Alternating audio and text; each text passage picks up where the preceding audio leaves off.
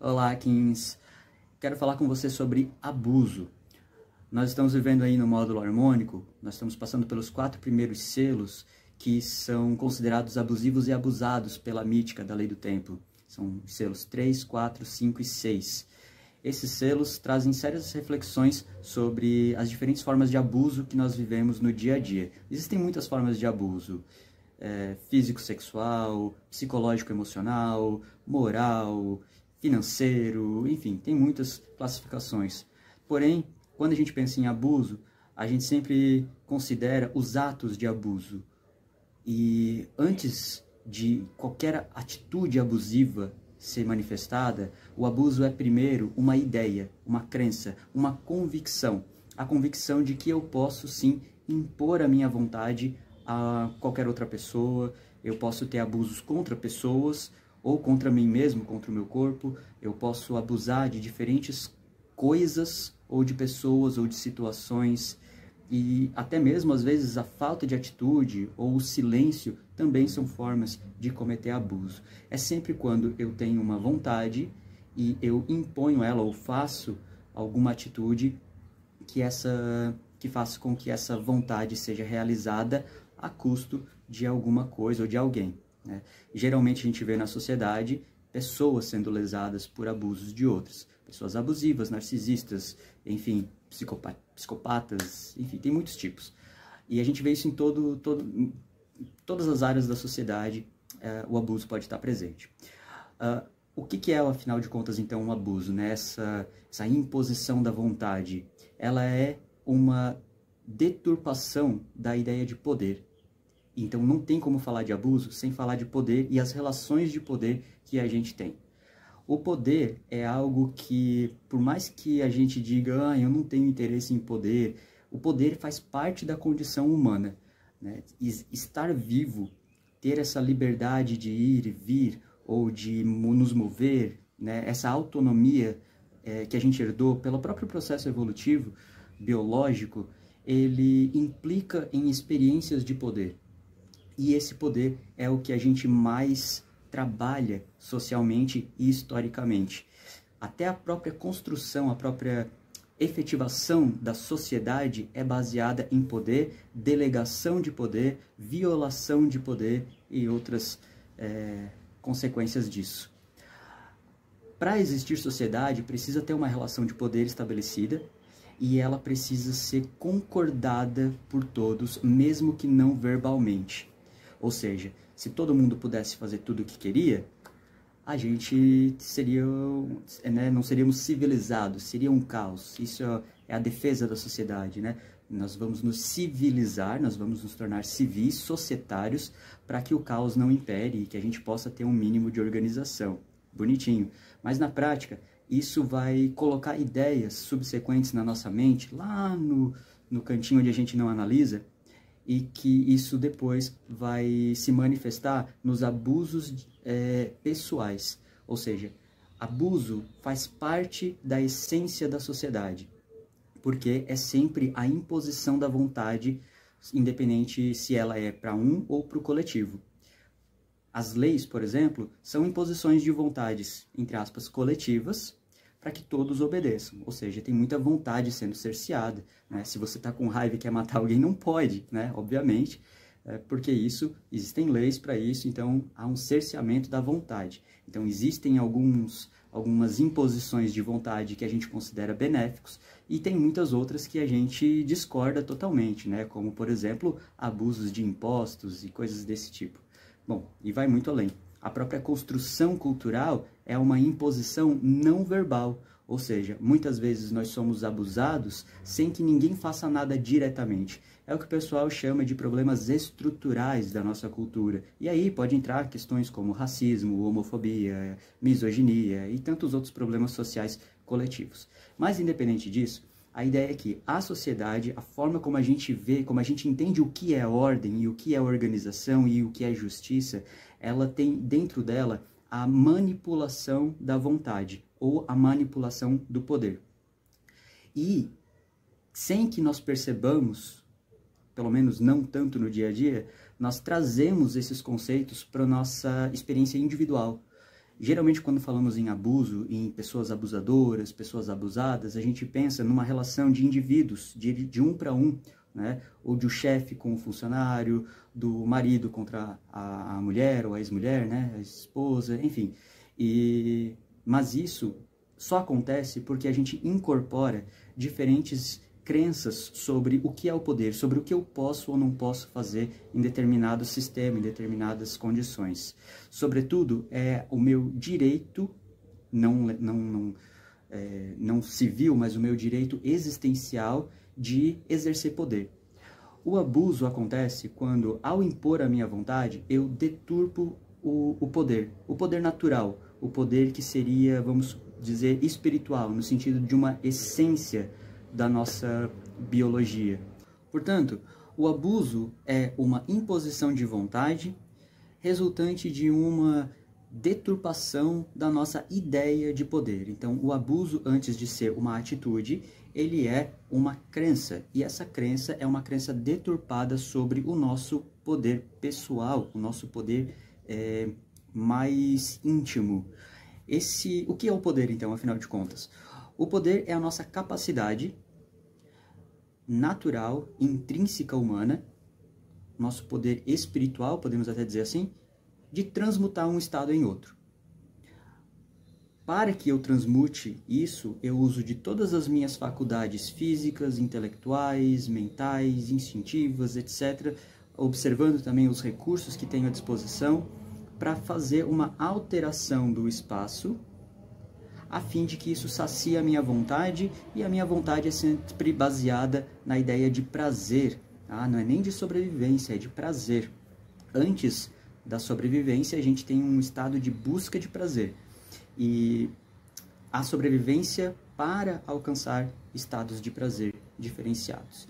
Então, para que eu tenha uma deturpação do poder, eu tenho que ter uma ideia errada de poder, ou do que é possível fazer com essas faculdades que nós temos, que é a nossa ação pessoal. Como que eu sei que uma ideia de poder está deturpada e quando que ela está no seu estado de pureza, ou seu estado natural? Qual que é a diferença entre poder natural, poder espiritual, poder natural, poder biológico, e o poder deturpado? É quando esses diferentes sistemas que foram transmutados a partir da minha ação, eles resultam em um sistema harmônico. Se ele resulta em sistema harmônico, ele é fruto de um uso do poder natural, porque a natureza como um todo, ela sempre progride de estados mais aperfeiçoados, pelo menos aqui na nossa experiência humana, pelo menos aqui nesse sistema em que vivemos. Quando essa transmutação ela finaliza em um estado desarmonizado, a gente tem, então, uma situação de abuso de poder. Exemplo, nós podemos extrair recursos da terra para termos mais tecnologia, termos mais conforto. Até aí parece bonito, porque no fim das contas nós conseguimos uma nova experiência de prazer e nossa vontade foi atendida. Porém, a gente resulta num sistema, ou seja, a gente tem que considerar o todo. O sistema ficou desequilibrado, porque nós tiramos os recursos e não conseguimos fazer com que esses recursos voltassem. Então a gente tem um abuso da Terra, nesse sentido, de que nós estamos gastando os recursos do planeta sem se preocupar sem incluir nessas atitudes formas de que a Terra consiga se restabelecer. Então o sistema fica em desequilíbrio, o resultado é um sistema harmônico. Agora a gente aplica isso a todas essas atitudes que a gente faz no dia a dia, nas nossas relações pessoais, na nossa relação com o nosso próprio corpo, etc. Todas as oportunidades que nós temos de aplicar a nossa ação pessoal. Isso faz com que a gente possa visualizar onde que há abuso de poder ou não.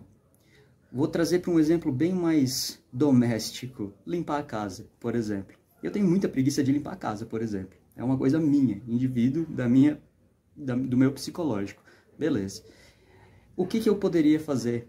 Um exemplo de uso do poder natural. Eu decido limpar a casa, e aí eu utilizo do meu corpo, do meu intelecto, do meu planejamento, vejo quais são os recursos que eu tenho à disposição para limpar e começo o processo da faxina, começo o processo de limpar tudo. Resulta em quê? Resulta em um sistema harmônico, porque estava desorganizado, ficou limpo, ficou organizado, enfim. Não foi prejudicado o sistema como um todo, e a única coisa que foi prejudicada era a minha vontade de ficar deitado jogando Brawl Stars. Então, esse é um exemplo simples, bem simplificado, de uso do poder de forma natural, ou seja, sem a deturpação. Portanto, essa sociedade que a gente vive, essa noção de civilização, realmente essa sociedade em que nós somos societários, por imposição, né? Porque a gente nunca escolhe fazer parte da sociedade ou não, né? A gente já nasce carimbado dentro desse sistema, já nascemos cadastrados dentro de um pedaço de terra cadastrada, já devendo para quem organiza, para quem gere essas terras.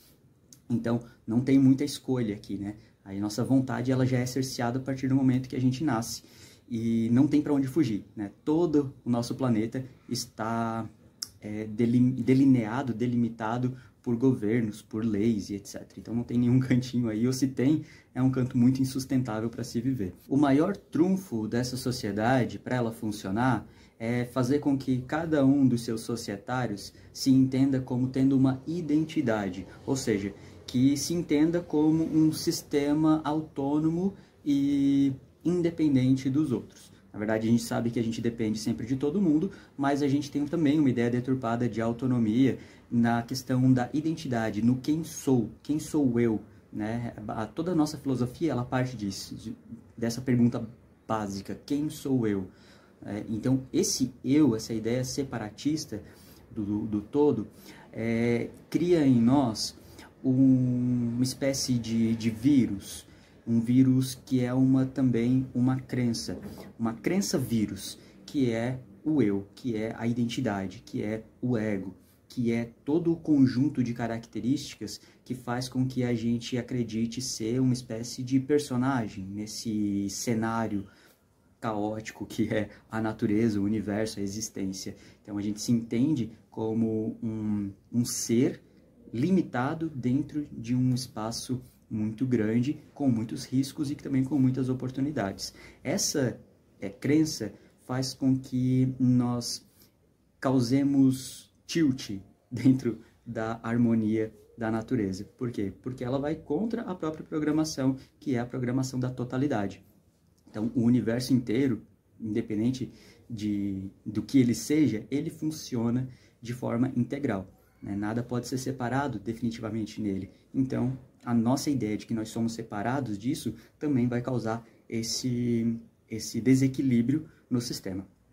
Isso é incentivado, é nutrido pela nossa sociedade. Ou seja, quando nós acreditamos nessa ideia de civilização, nessa ideia de organização social baseada em tudo isso que a gente experimenta desde que a gente nasce, sempre que a gente incorpora essas crenças, naturalmente estamos incorporando a cultura do abuso.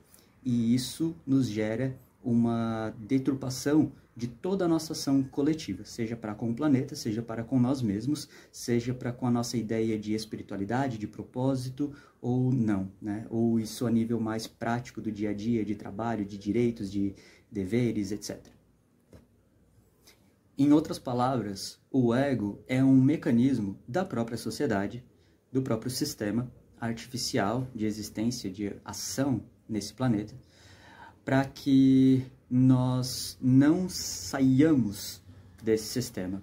O ego garante, ele tem todos os mecanismos psicológicos, emocionais, enfim, para nos manter cada vez mais centrados na nossa própria vontade individual. E é aqui onde a gente pode começar a trabalhar o combate ao abuso. Porque se a gente combater apenas as atitudes abusivas, se a gente apenas colocar mais leis e mais leis e mais leis para coibir as atitudes abusivas, a gente vai estar criando um sistema cada vez mais culturalmente abusador. Porque vai ser tanta limitação à ação que uma hora isso se torna insustentável e esse conjunto de regras vai ser quebrado pela tensão que a gente tem social nos nossos relacionamentos, nossas relações. O próprio sistema, como ele é insustentável, né? A gente precisa de reformas e de alterações e de revoluções constantemente. Então, essa necessidade de se criar cada vez mais leis para coibir as atitudes, ela é paliativa, ela vai funcionar até certo ponto e, como a gente sabe, elas nem sempre garantem eficácia. Do contrário, não haveria crimes, ou seja, a existência de leis não impede que essas leis sejam quebradas, né? O que é a lei, na verdade, né? Ela estabelece as consequências de uma atitude. Ela não consegue impedir que aquela atitude seja realizada. Ou seja, a natureza humana de impor a nossa vontade, ela é maior do que o medo das leis, por exemplo, né? Na maioria, isso eu estou falando coletivamente, tá? É lógico que tem casos e casos individuais, mas coletivamente, nós como espécie, nós continuamos quebrando as leis. Isso significa que a nossa vontade humana é mais forte do que a imposição social artificial. Então, para que a gente consiga realmente trabalhar o abuso, a gente vai na origem, que é a nossa crença sobre o poder, sobre o que a gente pode fazer ou não. E isso está refletido na nossa compreensão sobre quem somos. Porque se nós acreditamos ser o nosso nome, o nosso CPF, ou até mesmo a nossa alma, como a igreja vendeu durante muito tempo, né? Nossa alma como a nossa individualidade espiritual, isso também nos dá uma ideia separatista. A partir do momento que eu tenho uma alma única, né? Uma alma que está em jogo de uma salvação ou qualquer outra coisa, a gente também se vê como separado. Essa ideia da unidade, essa é o grande ataque do ego, né? Ele não trabalha na ideia de sermos para além do corpo, né? Ou da nossa mentalidade, da nossa personalidade e de todo o conjunto de características que fazem a gente dizer, ó, esse sou eu, né? Quantos posts de Instagram, quantos memes, né? Pedem para você marcar opções e essas opções a gente vai marcando, ninguém se importa com aquilo, com o que você gosta de comer, com filmes que você já assistiu, com o que você fez antes dos 30 anos, essas listinhas, mas elas aumentam o nosso ego, porque elas reforçam a nossa ideia de identidade. Ou seja, cada quadradinho que eu marco lá, ou cada coisa que eu digo que sou eu sou uma pessoa que gosta de rock and roll, eu sou uma pessoa que defende o casamento homoafetivo, sei lá, qualquer coisa nesse tipo, sempre vai aumentando, vai reforçando a nossa identidade, né, sobre quem nós somos. Eu gosto disso, eu gosto daquilo. Na verdade, né, se a gente parar para ver o sistema como um todo, aquilo que a gente gosta individualmente ou não, não tem grande impacto, mas ele reforça a nossa ideia de ego, a nossa ideia de indivíduo separado do todo. Quando eu entendo que eu tenho o direito de impor a minha vontade sobre um outro ser humano, por exemplo, eu estou acreditando que esse ser humano pode ser lesado para que eu seja beneficiado, porque ele não sou eu. Agora, quando a gente trabalha essa questão do ego e volta para a ideia natural da coletividade, que na verdade não é nem o agrupamento, mas é a crença de que nós somos o todo, nós somos todos os seres humanos simultaneamente, independente do espaço ou do tempo, isso faz com que a gente perceba que a lesão para o outro é uma lesão para consigo mesmo. O abuso que eu tenho com a terra é um abuso para comigo mesmo. Não porque eu serei eventualmente prejudicado pelo desequilíbrio da Terra, mas porque a Terra e eu somos um só. Nós somos feitos da mesma coisa, dos mesmos átomos, e todos esses átomos vieram do mesmo lugar, e esses lugares diferentes vieram sempre, são parte, enfim, do sistema como um todo que a gente chama de universo. Até onde a gente sabe, só existe esse universo, né, fisicamente. Mas, enfim, independente do que seja, toda e qualquer possibilidade de existência, né, é uma coisa só, é uma totalidade. E essa ideia de totalidade é onde a gente se perde. Então, a partir do momento que a gente quebra a nossa crença de que nós não somos o todo, veja bem, não é parte do todo, nós somos o todo é uma expressão da nossa existência e a nossa existência é um reflexo do todo, porque a informação do todo está contida em todos nós. É lógico que essa reflexão, ela não é facilmente feita por qualquer pessoa que nunca fez um processo ou fez uma etapa de autoanálise, né? Então, a gente precisa criar uma cultura de autoanálise, em qualquer sentido, em qualquer significado. Essa ideia de que nós precisamos olhar para as nossas sombras, olhar para aquilo que a gente faz de forma automatizada, né? Perceber é uma forma, é uma possibilidade, é uma estratégia para que a gente encontre a raiz do abuso em nós. De novo, não adianta apenas combater a sociedade ou combater as atitudes na ponta. Lógico que isso é importante, mas isso é paliativo. Então, a lei do tempo faz a gente perceber que o abuso, ele vai muito além das nossas relações sociais. Ele é, primeiro, uma ideia. O ego é um vírus nesse nosso sistema de crenças, nesse nosso conjunto de coisas que a gente acredita ou não. Tem coisas que a gente acredita que estão mais na superfície da nossa percepção. Por exemplo, dizer, eu acredito em Deus. Sei lá, eu acredito no amor. Eu acredito na humanidade. Essas coisinhas, elas estão mais na superfície, mas tem muitas camadas de crença que estão num lado muito obscuro da nossa mente, que é o lado que a gente não presta atenção. Tá? Então, ele continua funcionando, nós continuamos nos comportando com base nessas crenças. Muitas dessas crenças são herdadas culturalmente, ou seja, não estão a nível biológico no nosso corpo, né, mas elas estão incorporadas a partir da nossa observação subjetiva do mundo desde que nós somos crianças. Okay? Então, quando a gente vai para a escola, por exemplo, a gente começa a prestar atenção de forma mais ativa em alguns aspectos. Né? Quando a gente começa a estudar, vai, enfim, nos aprimorando a nossa capacidade cognitiva, a nossa capacidade intelectual.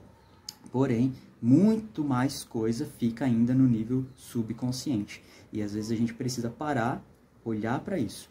Então, quando você tiver essa oportunidade, faça isso. Curar o abuso em nós, individualmente, né, dentro da nossa psicologia desse corpo 3D, bonitinho, é um passo importantíssimo para a gente resolver o problema do abuso a nível da nossa espécie como um todo, tá bom? Me diz o que você acha sobre isso, coloca aqui nos comentários a sua opinião, se você já passou por situações de abuso, se você já se viu sendo um abusador ou uma abusadora, para que a gente possa refletir um pouco melhor sobre isso com mais perspectivas. Gratidão, em Lakesh, eu sou você.